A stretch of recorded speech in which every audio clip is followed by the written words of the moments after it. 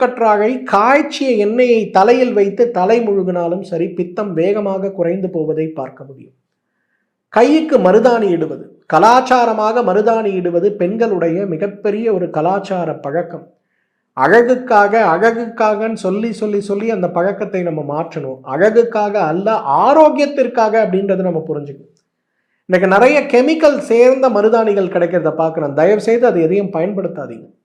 கோயம்பேடு மார்க்கெட்டில் உங்களுக்கு கேட்டால் டன் கணக்கில் கிடைக்கக்கூடிய அளவுக்கு மருதாணி இலைகளும் பூக்களும் உங்களுக்கு கிடைக்குது. நம்ம ஊரில் கோயில்களில் இடம் இருக்குன்னா ஊர் பெரியவர்கள் மருதாணி செடியை நட்டு வைங்க. ஊரில் இருக்கக்கூடிய பெண்களும் குழந்தைகளும் அந்த செடியில் இருக்கக்கூடிய மருதாணியை பறித்து அரைத்து பூசட்டும்.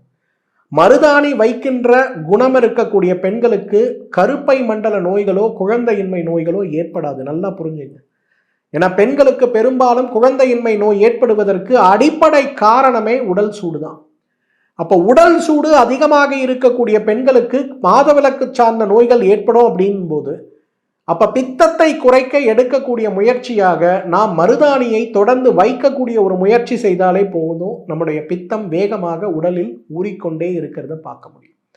ஸோ பித்தம் அப்படின்னு வரும்போது வெளிப்புறமாகவே அதை குறைப்பதற்கு மருதாணி ஒரு சிறந்த உபாயம். வாரம் ஒரு முறை, சனிக்கிழமை வருதா ஞாயிற்றுக்கிழமை வருதா வீட்டில் பெண் பிள்ளைங்க இருக்காங்கன்னா மருதாணி இலைய பறிங்க, கொஞ்சம் கொட்டை பாக்கு வைங்க, அதில் கொஞ்சம் புளி வைங்க, கொஞ்சம் சுண்ணாம்பு வைங்க, நல்லா உரல் அல்லது அம்மியில் போட்டு அரைங்க, எடுத்து பிள்ளைங்களுக்கு வச்சு விடுங்க.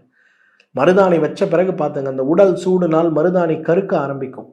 ஆனால் ஒரு 3 மாதம் நீங்கள் இதை வச்ச பிறகு பாருங்களேன், அந்த சிவப்பு நிறம் மாறாமல் அவ்வளவு அழகாக இருக்கிறத பார்க்க முடியும். இன்றைக்கு உடல் சூடை பித்தத்தை குறைக்க மருதாணியை விட சிறந்த ஒரு மருந்து இருக்குமான்றது கேள்விக்குறிதான்.